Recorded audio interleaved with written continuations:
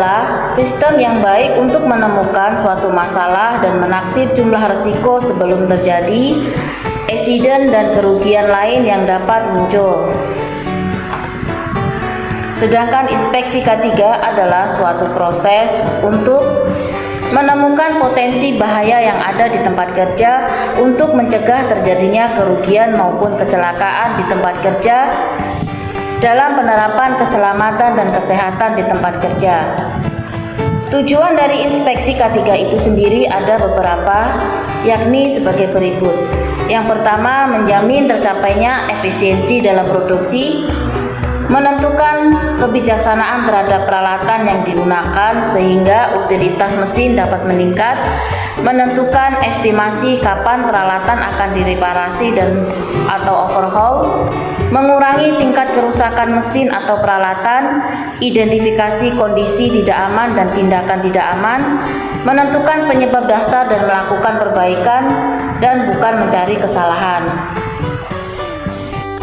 Selanjutnya, untuk melakukan inspeksi ada 3 hal yang harus kita lakukan, yakni persiapan, pelaksanaan, dan pelaporan.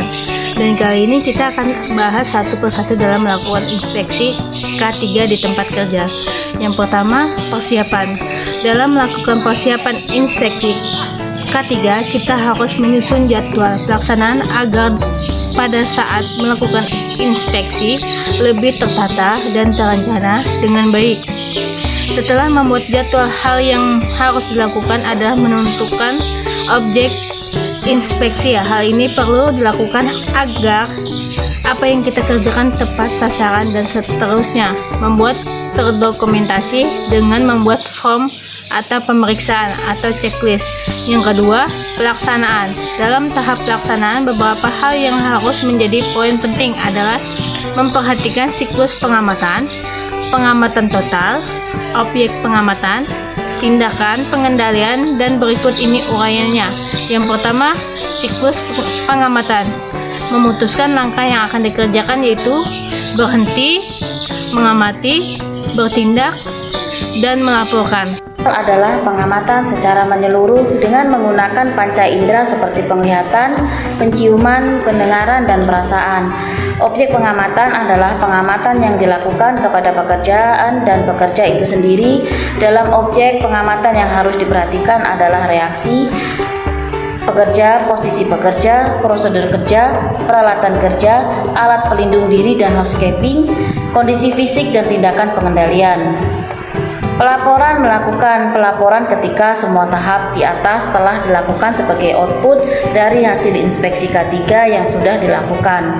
Pelaporan ini juga melampirkan form pemeriksaan dan dokumentasi foto yang sudah dilakukan pada saat inspeksi K3 berlangsung, dan berikut hal yang perlu diperhatikan dalam tahapan pelaporan. Catat semua temuan atau kondisi dan tindakan tidak aman dan tindakan pengendalian yang telah ditentukan ke dalam formulir standar.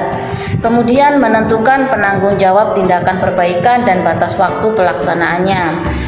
Mendistribusikan laporan inspeksi ke semua penanggung jawab tindakan perbaikan. Dan memonitor dan melakukan verifikasi tindak lanjut dari tindakan pengendalian.